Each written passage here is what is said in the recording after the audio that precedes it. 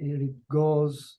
This should work. So as a follow-up of the last ISAB meeting in Seattle, I realized how much the interest in the EVs has grown in the last 5 years. So particularly from the industry point of view. I was surprised to see how much the showroom was packed with booths and companies exhibiting their product. So in terms of future investment of the EV core facility, we try to bring back some new technology that can help to enrich EVs from any source of biofluids, cell culture media, and so forth. And particularly what we look for is a user-friendly device that can get high purity enriched EVs, with particularly attention to plasma-derived EVs. So for this reason, here I am today to introduce Robert Turner, product development with biological dynamics. Rob leads the product development team in the engineering, design, and development of biological dynamics product, including instrumentation, hardware and software, data infrastructure, consumable, industrial design, and usability engineering. Rob has led design and development of numerous devices implementing electrokinetics technologies, most notably the NanoVeritas and the ExoVeritas. So without any further delay, please, Rob, the virtual floor is all yours. All right, thank you, Luca, and thank you all for joining this morning, or I guess maybe lunchtime out there in Pennsylvania for you guys. But so yeah, set me up already very nicely, but I'm Rob Turner, the Vice President of Product Development here at Biodyne.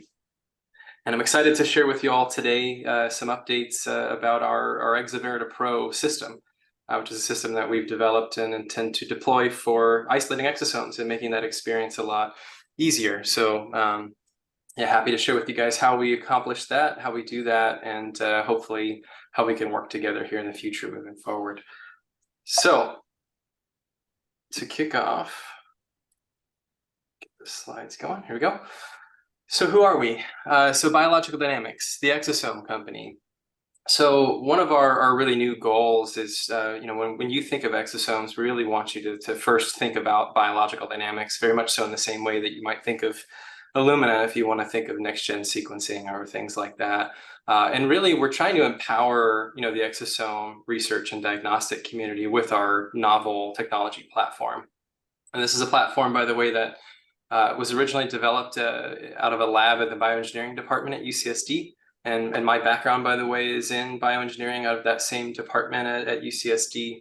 I've been with the company for about 12 years. Started off as a design engineer, kind of working closely with the instrumentation and core tech. And over the years, I've had the benefit to grow with the company and lead today several teams that lead this product development effort for us.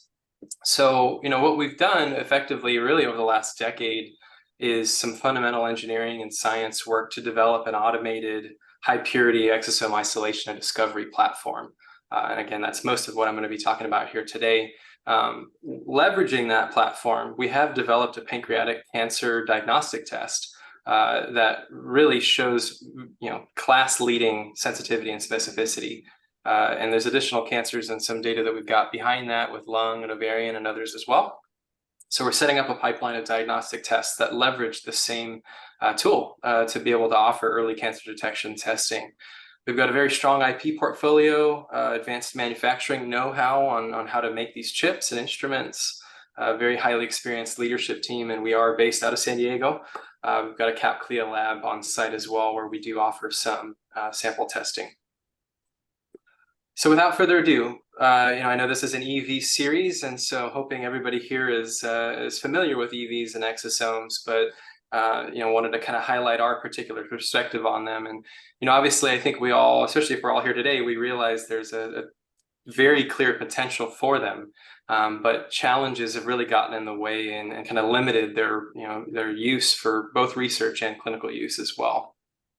And so what are exosomes, right? So exosomes are a subset of extracellular vesicles. They're about 30 to 150 nanometers in size. That can vary dependent upon the source, but that's roughly the size range that we're dealing with. One note is that, if you think about, at least from the diagnostics angle for liquid biopsy, they are high abundance particles, relatively speaking, right? So if you're thinking about this in comparison to what most people think about when they're thinking about liquid biopsy, which is circulating tumor DNA or cell-free DNA, we are a needle in a haystack, whereas cell circulating tumor DNA is a needle in Iowa per se. And really, exosomes are used for cell-to-cell communication. And there's a diagram here at the bottom showing these exosomes kind of being secreted. And these exosomes are secreted by all cell types, which means that they show up in almost any bodily fluid, and they can be, leveraged for almost any type of disease. And they also show up throughout the life cycle of a cell, right? So it's not like it's only being secreted as the cell is dying, right? These things are being sent out continuously. And we really think that's one of the key benefits and one of the main reasons why, I should back up and explain, we as a company, when we first kicked off, started focused primarily on cell-free DNA and ended up pivoting towards exosomes back in about 2018, 2019. And a lot of that, the reason why we did that was because we were, basically able to get stronger early disease state signals, right? And that's really been a key for us. And we think being able to leverage exosomes and EVs has been a key factor in that. So why are exosomes important, right? So for the research community, obviously it gives access to key biomarkers, right? I mean, exosomes carry DNA, RNA, and proteins, which is the holy trilogy of molecular biology, right? So really being able to access all of those things in one convenient package, one place, is huge. On the diagnostics side, as I've kind of hinted at, we're getting signals that enable earlier disease detection with exosomes than we are with other methods. And so, being able to leverage that, we think, is going to really drive diagnostics forward. And lastly, for pharma, there's a lot of interest here as well, because they're being researched and used as a drug delivery vector effectively for therapeutics, right? So that's another separate kind of angle in why exosomes are important as well. But as probably anybody who works with exosomes and EVs is aware, there's a lot of challenges to get good quality exosomes from samples today, right? It's very time consuming. It's a lot of reproducibility issues and high contamination. Unfortunately, the gold standard for isolating exosomes today is still ultracentrifugation, right? And there's about as many ultracentrifugation protocols in the world as there are ultracentrifuges. So everybody's doing it differently. The runs fail 10 to 25% of the time. There's a lot of issues with it, right? And so we've got a solution here that I'll be talking about today, which is our ExoVerita Pro. So on the technology side of things, so our Verita platform, right? I titled this talk as Exosomes as Easy as 1, 2, 3. So here's the 3 steps we're going to be talking about here today, right? So our core tech is based on a principle called ACE, which stands for alternating current electrokinetics. And ACE is a combination of 3 different phenomena. So dielectrophoresis, AC electrothermal flow, and AC electroosmotic flow. And that sounds complicated, but in practice, it's actually quite simple, right? We've got a silicon chip, which is that blue substrate in the cartoon there on the left, and with yellow kind of microelectrodes positioned on that chip. We load a sample onto the chip. This cartoon is showing, for example, a whole blood sample, but for the most part, what we're working with is blood plasma. You load sample onto our chip, activate ACE, so turn on an electric field, and effectively what happens is the particles of interest, in this case exosomes, are collected onto these electrodes. And then the rest of the particles that are in the blood, right, in the cartoon here, the red blood cells and white blood cells, don't get collected. They kind of remain suspended in the media. And then we introduce a very simple fluidic wash, right? In that fluidic wash, while that electric field is remaining on, those exosomes are held down on that chip surface here on the right, and then we're able to wash away everything else. And what we are left with are highly pure, enriched exosomes, and you can release those exosomes into a clean buffer, remove them from the chip, and then go run whatever you'd like with it downstream, right? And we'll talk about some of the different applications that we've done with that already. And this is all really built on top of a very strong IP foundation. We've got about 53 patents issued worldwide at the moment, 20 of which are in the US. another 6 pending in the US at the moment, and many more pending worldwide as well. So a lot of IP behind being able to leverage this technology to not just isolate exosomes, but really run DEP in this manner in any high conductivity fluid, right? Which kind of opens us up to be able to run in any bodily fluid, really. So a lot of opportunity there. So quick visual, right, and what this really looks like in action. So 2 different images here, or videos. So one on the left is a bright field image taken with a microscope.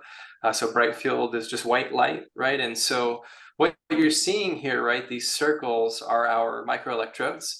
And this ACE signal is active on the chip at this moment, and we're actually flowing. So this is a whole blood sample, and we're flowing a whole blood sample across the surface of the chip from bottom to top.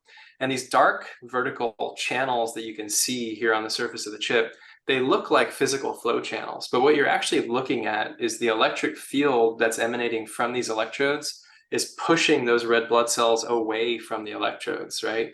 And now if you flick over to the right-hand side of the slide, this is now a fluorescence image of that same spot. So exact same video running, same time here on the right. And what we've done in this case is, in this particular instance, we spiked in a genomic DNA sample with an intercalating dye for genomic DNA. And so what you're actually looking at in this case is DNA that's capturing here around the outer edges of these electrodes, right? And so that's the concept, is you start with a sample that has your molecule of interest in it in blood. The actual particle of interest is captured on the electrode here as a ring. And then the rest of the stuff that's in the blood is not captured. And then we can wash away everything else and leave you with just that molecule of interest. And again, this particular video is taken with genomic DNA, but we do the exact same thing with exosomes. And that's what I'm going to show you guys here today. So what's really happening, right? How are we able to capture exosomes and not anything else? And so really what we've done, right, is tuned this chip over the last decade to isolate particles of a certain size range out of blood, right? And that size range is about 10 nanometers to 500 nanometers in size. And really what this does, right, is there's in that size range there in the middle, there's a whole bunch of different molecules that are of interest for disease-associated biomarkers, right? And one of the key ones here is the focus today are EVs, right, including exosomes. We do also capture long cell-free DNA. So I would mention that it's well known that most apoptotic DNA in your blood comes in at about 180 base pairs or less. So we've tuned the chip to not capture that apoptotic DNA, but only capture long fragments of DNA that are either wrapped around nucleosomes or potentially inside of exosomes as well. Large protein aggregates, cellular debris, right? So anything that falls within that size range is captured. And I want to emphasize, because this is an AC technique, it actually has nothing to do with the fact that a particle may or may not be charged, right? It really just boils down to the size and what's called the surface polarizability of that particle. So there can be some variation in performance if you have a sort of a shell particle that has a lipid membrane and is full of fluid versus a solid shell solid particle. But generally speaking, by far the biggest factor that's playing into whether or not something captures on our chip is just the size, right? And if it falls within that size range of 10 nanometers to 500 nanometers, it'll come down. And what's happening, right, at 500 nanometers and above, those particles are actually experiencing what's called negative DEP. So if you remember in the last slide, the red blood cells were moving away from the electrodes. So they're actually being actively repelled. So that negative DEP force is a force that's pushing them away from the electrodes. So that's what's happening with large particles. Now, when you get down to the smaller particles at 10 nanometers and below, those are actually too small to be affected by the electric field. And so the particles in the middle are being pulled down. The particles below 10 nanometers are just remaining suspended in the media, and they're not affected by the field. And then the big particles are actually actively pushed away. And then we introduce our fluidic wash, and you wash away the big and small, and you're left with that slice in the middle, right? So we really do have a biologic size-based bandpass filter effectively at the end of the day. And we've really kind of focused the applications of this in our work in cancer for the most part over the last decade. So that's where the majority of our work has been. And I'll share some of those results today as well. But we do also have a grant that we worked on with the Bill and Melinda Gates Foundation for infectious disease, specifically tuberculosis detection. And we also have a grant that's still open with the Alzheimer's Drug Discovery Foundation for Alzheimer's discovery. So there's kind of this neurodegenerative application as well. And we have dipped our toes in other spaces, right? Sepsis, cardiology, traumatic brain injury. The applications are kind of limitless, right? And this is a big reason why, we want to be able to bring this technology to folks like you who are doing, EV research, so we can really, expand our impact, because, we certainly see what the technology is capable of, and we can't do it all. So we'd love to be able to provide you all with the tools that we need to get access to exosomes and EVs and study their efficacy in a variety of different applications. And we've got about 19 peer-reviewed publications to date, both from us as well as some of our academic collaborators, and that as well, right? We'd love to see more and more publications kind of leveraging this technology going forward.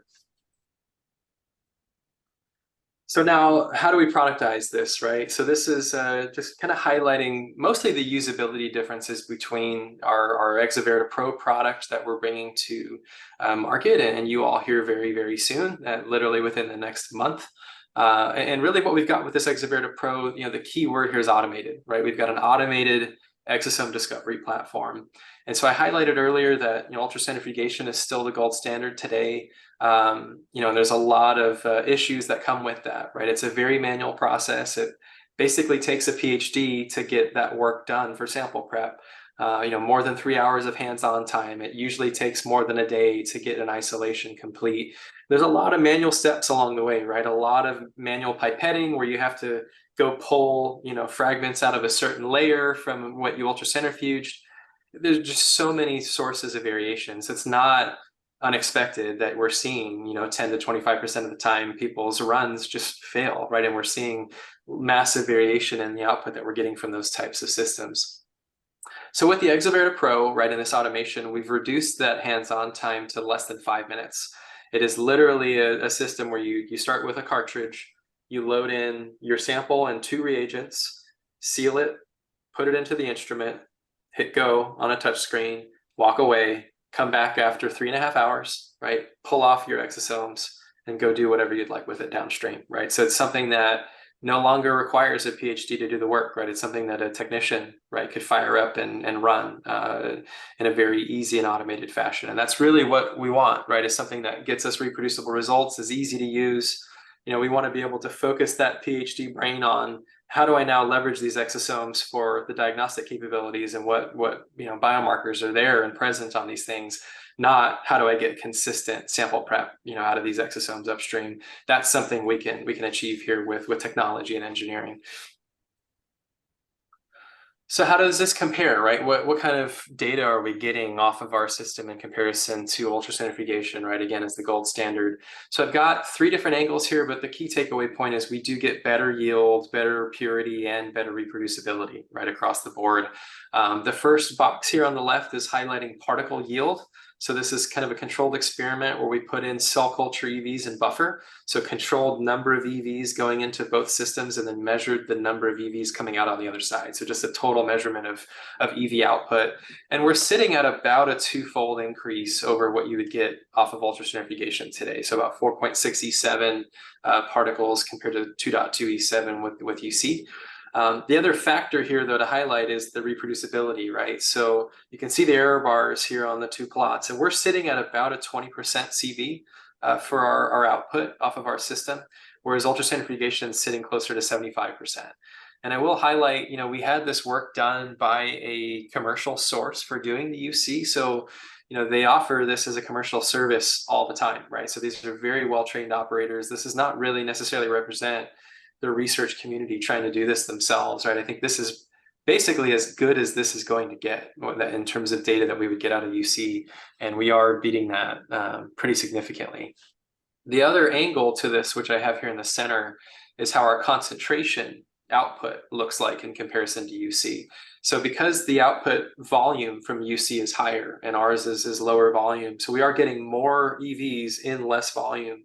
So whereas we have a twofold increase in actual EV total output, we actually have about an order of magnitude improvement in the actual concentration of that output, right? And so dependent upon what that downstream application is that you're trying to leverage EVs for, having that enriched concentration in a smaller volume can really be beneficial in being able to detect signals properly, because you're carrying a lot less, excess volume with you along the way. And then lastly, the other big piece here, which really in my mind highlights the major differentiator between us and most other EV isolation techniques, whether it be ultracentrifugation or columns like Ison, et cetera, is really our ability to clean out small contaminating particles, right? So if you guys remember on the slide where I talked about different particle sizes, what we're looking at here, this is a protein bioanalyzer measurement after we ran EV isolation out of a blood plasma sample. And we're sitting at about an order of magnitude less protein contamination with our system in comparison to UC. And this, again, was a protein bioanalyzer measurement looking at the albumins, looking at IgGs, all of those classic kind of contaminating proteins in blood plasma that will impact, whatever it is that you're trying to run downstream. UC carries a lot of that stuff with it, right? It's very effective at removing large particles, but it's not great at removing smaller particles. Those tend to be carried along with it as contamination. And we do a much, much better job at cleaning that up. And that really is, we think, a key as to why, when we take this and these EVs now and plug them into diagnostic workflows downstream, as I'll share shortly, we're able to see separation, right, between the disease and healthy populations. Whereas when you go run the same samples through a UC, you don't get that same separation because you're getting a lot more noise, kind of being contributed to your diagnostic signals. So as I mentioned earlier, right, exosomes carry DNA, RNA, and proteins. There's a lot of potential downstream work that can be done with this. For the most part, when we run our own diagnostics in-house, we are focused currently on exosomal proteins. And so we're doing our own multiplex ELISA, effectively assays, immunoassays with the proteins on the surface of and on the inside of these exosomes. But as we mentioned, that these output of these exosomes can be plugged into many different workflows. And we've shown proof of feasibility with PCR and next-gen sequencing with DNA. We've done RT-PCR work with RNA with these exosomes, which is obviously, exosomes are one of the only ways you can really get to quality RNA signals, and that's a really exciting avenue for us. And then lastly, for proteins, as I mentioned, we've done quite a bit of immunoassay type work. We've also taken the output of this and plugged it into mass spec as well. We do have some commercial interest from folks that are interested in running these exosomes in flow cytometry and cell sorting as well, right? So there's really a full gamut, plethora of different techniques you can use downstream from this. And so again, we really are hoping we can, leverage our technology to provide EVs to feed work in all of these different techniques to be able to drive, research and diagnostics forward. So taking a step beyond the sample prep, right? So I wanted to share how we leverage the technology in our own diagnostic and share some of the data for that as well. So this is what our workflow looks like today with our ExoVerita system. So we start with blood plasma. It's a 230 microliter sample input that's loaded into our ExoVerita Pro instrument. As I've already highlighted, that run takes about 3.5 hours to complete.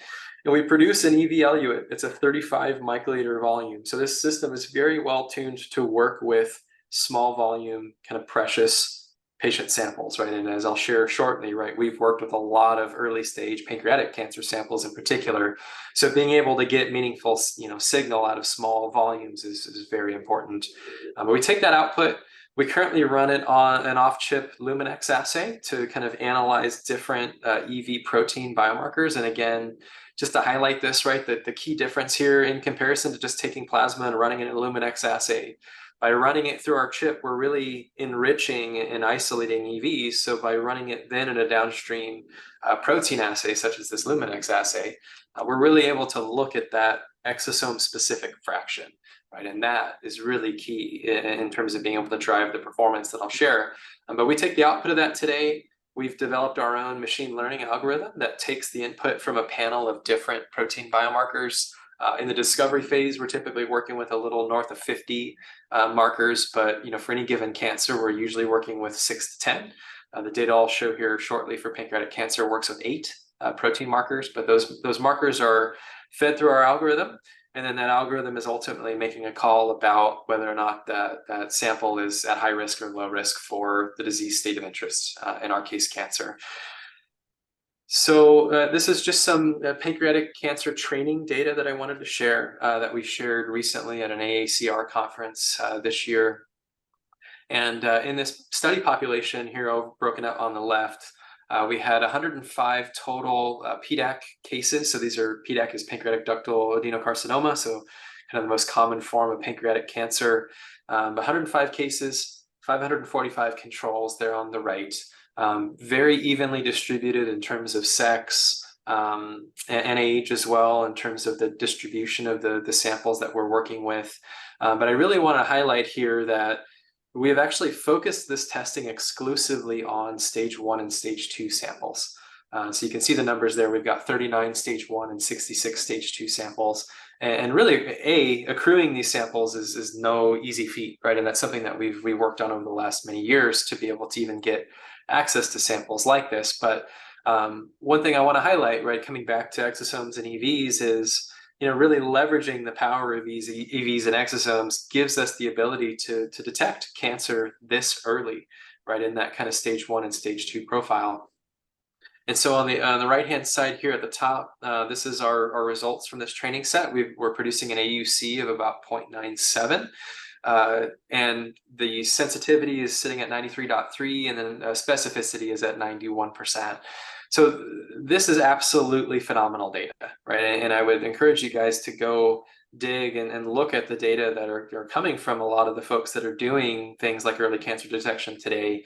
And what I think you'll find, right, as you start to peel back the layers of the onion, are that, to start, the sensitivity numbers in particular sit down in the 20s, right, the teens, 20s, 30s. And when you start to peel back the layers of the onion and look at their data sets, they're heavily enriched with later stage samples, stage 3, stage 4 samples, because they're easier to accrue, right? But what we've really found is by training with early stage samples in particular, we're able to boost the performance of these assays up into something that can really be clinically meaningful, right? Especially in the case of pancreatic cancer, obviously being able to detect earlier when it's such a deadly and fast disease is going to be critical for care and treatment. And then you'll notice here the bar graph on the bottom as well. Our performance is very flat across stage. And we have some lung cancer data as well that carries this out into stage 3 and stage 4. And you'll notice that the performance remains very flat. But most significantly, we don't see a dive off in performance with early stage samples. And a big part of this is just being able to leverage EVs and exosomes, which is what not a lot of folks in the diagnostic space are doing today. And the other part of it is this technology, right? Really being able to get clean, pure access to those exosomes and EVs is really key for that as well. So the last slide that I've got, and I'm keeping this quick, and obviously want to have a healthy Q&A here at the end, but just key takeaways here from the talk today. Again, exosomes have very clear potential. We're all very excited about them, and the applications are almost limitless. But I think we all recognize that there's challenges in the way of getting to them in a reproducible way today, and that's really limiting their ability to be leveraged in the research and clinical space. Our platform, the ExoVerita platform technology, really enables unprecedented access to exosomes as well as other types of disease-associated biomarkers, and really being able to leverage this ExoVerita Pro tool that's coming out here soon. It's making this isolation extremely easy, right? As easy as 1, 2, 3. And that's, again, really what we want. We want this to just be bread and butter, plug and play, simple, so that we can focus on, okay, we've got high quality EVs now. Now, what do we go do with them downstream? And I do want to emphasize, right? I mean, I did kind of highlight some of the data with our diagnostics today, but really in my mind, what that shows is, high quality sample preparation leads to high quality results downstream, right? So we are leveraging our technology and this ability to get to this clean sample to transform cancer, right? And really move that needle to be able to detect cancer early. But we can't wait to see what you are going to do with it once it's in your hands, right? And again, we've been speaking with Luca. We're looking forward to hopefully getting one or more of these systems here in place at the core lab at UPenn here shortly. And that will get you guys access to be able to leverage this technology, leverage this technique, And we can't wait to see the publications and hopefully the diagnostics that you'll be able to develop them into over time as well. So that's it. Thank you all for your time. Thank you very much, Rob. It's promising, interesting, and please unmute yourself for question or write in the chat box and I will read for you. And I can start with one question. It's just a couple of questions. Did you spot any difference between blood and plasma in the final product? Please. Yeah, so we've really focused on blood plasma because, obviously blood is not stable for very long, right? It's only stable for a couple of hours after collection and starts to degrade pretty quickly. So when we developed this originally, right, the goal was really to develop something set up for the clinical lab environment. And blood plasma in particular is the gold standard in that environment, right? Because if you can spin down to plasma, you can then freeze that sample, store it for, almost an infinite amount of time under the right storage conditions, right? And thaw that sample, run it, and get good results later. So a lot of it, again, a lot of our development work was focused in that sample type. Just because it is such a gold standard today. And when you access biobank samples, right, for the most part, they're plasma. But as I highlighted, right, the technology is capable of working with whole blood and serum, and we've done work with urine and cerebral spinal fluid and others over the years. But again, the main focus for us, at least for this product off the start, is blood plasma. Okay, and still related to blood and plasma, what about lipoproteins? Where do they go? Yeah, so it's a good question. So we have done some work to I'll jump back to this kind of size distribution. We definitely do capture lipoproteins, and we've done some work with that recently. And obviously, lipoproteins can vary from high density, low density, very low density, et cetera.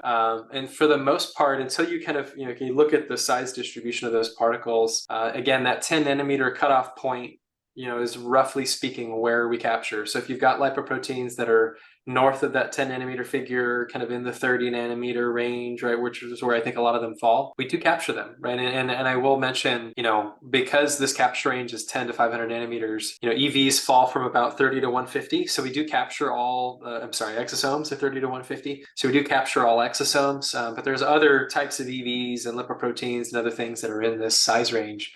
And we do capture those as well, right? And, again, I think, being able to capture really everything in that space will feed, a lot of downstream research in terms of leveraging biomarkers that are on these particles downstream as well. Okay, so in your 35 microliter vials, you have still a good amount of lipoprotein along with EVs and other structure in the range. Yep. Yeah. A lot of lipoproteins that fall, again, that are up north of 10 nanometers, there will be lipoproteins in there. And again, I think what we've noticed, at least again with our own diagnostics and kind of going downstream, and I think obviously we're still a lot of research going on to try to really distinguish where some of these signals are coming from, whether they are in exosomes or lipoproteins or other particles that we don't even realize exist yet that might be in this size range, right? But really, I think the key difference we've seen, as I highlighted earlier, is, we get much cleaner results because we're able to clean out a lot of those small contaminating particles, right, that are sub 10 nanometers. So, if you are doing lipoprotein work, I would encourage you to give this a shot and see what you get. Because I think, if you were having trouble with that before, again, cleaning out a lot of the smaller contaminating proteins and leaving those kind of enriched lipoproteins will be beneficial for sure. Okay, let's see some question from the audience. What's the maximum volume that you can load? Refer to other biofluid like urine or cell culture media. Yeah, so right now that the system is tuned to isolate this particular input volume, which is 230 microliters of plasma. If you do need more volume, you certainly can run additional cartridges, right? And I didn't really mention this specifically, but you can see in the instrument itself, it's got 4 what are called bays. So you can run up to 4 cartridges, and these are independent. So you could start them all at the same time. you could start one and start a second one 5 minutes later and a third one 25 minutes later, whatever you need, right? And so if you need more volume for a particular application, you can definitely run additional cartridges to build up that volume. And one example of that I would mention is, when we've done some internal work with mass spec, we've taken, say, 6, elutions in total from one sample, just running across 6 cartridges to produce the volume to run kind of a mass spec experiment, for example. And consumables cartridges is 1 sample per cartridge, reusable or disposable? Single time use, disposable. Yeah, one sample per cartridge. So you start this to develop with, of course, blood and plasma. Which one works the better? I mean, you get a better yield starting from blood or from plasma? Really, plasma, I think, works best. Right? I mean, I think even that initial spin to get down into plasma does clean out a lot of junk, right? To speak about it casually in the blood. And so by starting with a cleaner sample, plasma tends to be a little bit more homogeneous and a little bit more reproducible downstream. So that really is the recommendation, is to kind of start there for sure. Okay, and I guess platelets poor plasma is better than plasma with platelets inside. Yes, yeah. We do, certainly we can share, we've got recommendations for kind of spin speeds and kind of protocols on how to get plasma that kind of sets things up for success. Typically with any liquid biopsy technique, right, you're working with like double spun plasma typically. And so we've got protocols that we can share that'll, again, set things up for success on the sample input side. But, I think going forward too, I mean, obviously we want this technology to be leveraged and produce good results downstream. So, we are willing and able to work with folks to talk about their application and put our heads together about how we can make sure that our output is working properly for you all. I pause just waiting for someone else asking question, but I have plenty, so I can. It's the elution buffer and the elution product compatible with physiological studies, in vivo, in vitro studies? You mean the buffer coming out on the other end? Is it compatible with a lot of other work downstream? Yeah, it is. It is a clean buffer. We've got, again, that's obviously something dependent upon if there's a nuanced application where that's sensitive, and we could put our heads together and do some testing first to make sure that buffer isn't going to interfere downstream before we go too far in the isolation side. And we could do some spikes and buffer, run it, make sure that's not going to be problematic first. But as I highlighted here, we have plugged into almost everything under the sun right downstream and shown success with that so far. So we wouldn't anticipate an issue, but definitely would happy to work with you all to sanity check that that's the case. What's the max capacity loading? I see that the volume is limited, but from some biofluid you can pre-concentrate and then load. That's a good question. So if you were to kind of do some pre-concentration work on EVs on the front end, that isn't something that we've necessarily explored yet to kind of see what that would result with. But I think there's certainly a lot of capture capacity on the chip itself, and so I'm not too concerned about kind of saturating the surface. But I mean, I guess in theory, if there was a technique to be able to do that enough upstream, that we may hit something like that we haven't seen before. But the dynamic range of capture of these chips is quite large. And I didn't really highlight this earlier, but just to give you guys a sense of it briefly, any given chip, right, from when you do one isolation, each one of these microelectrodes, there's actually about 6,500 microelectrodes on the surface of the chip that are all capturing these EVs and eluting them ultimately to produce that signal. So there's a lot of capacity right on the surface of the chip to be able to hold that material and put it out downstream. One last question from my side, and about urine, different time of collection, different salt concentration, how much the salt can affect the separation, if any? Yeah. Urine is kind of a notoriously tricky solution to work with for sure. And we've done some work with it, and it is challenging for a lot of the reasons you mentioned, right? If somebody drank half a gallon of Gatorade immediately before giving a sample versus someone who's more severely dehydrated, the connectivity, right, of the fluid that the particles are suspended in is important for this type of technology, right? And so, we certainly have ways to mitigate that, where we've kind of treated the sample to help normalize the connectivity in a way and get results out of it. But urine is more difficult to work with natively than, again, plasma. And the fact that plasma is regulated so well by your body to maintain a certain pH range, maintain a certain connectivity range, that's really, again, why we start there, right, in terms of getting kind of the best results. But again, the technology is capable of working with some other fluids. Just takes some R&D effort to get it there for sure. No other questions. And again, thank you all for the time. Pleasure speaking with you. Excited for seeing what you all can do with this technology downstream. Don't hesitate to reach out to me or anybody here. A lot of the folks here on the call are from Biodyne. We're excited to work with you all. So again, thanks for joining. Pleasure speaking with you. Hope to hear from you soon. Rob, thank you. Thank you very much. Thank you, everybody, and have a good rest of the day. Bye. Cheers.